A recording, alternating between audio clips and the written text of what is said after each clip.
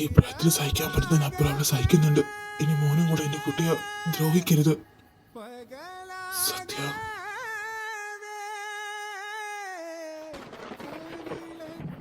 ഒന്നും അറിയാതെ ഒരുപാട് വേദനിപ്പിച്ചു നിന്നെ ഞാൻ. എല്ലാത്തിനും മാപ്പ്. ഇനി ഒന്നിനും സത്യനാഥം വരില്ല. Good bye.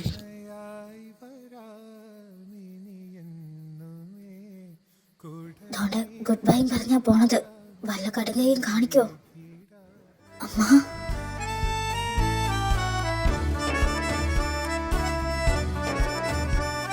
സത്യേട്ടാ,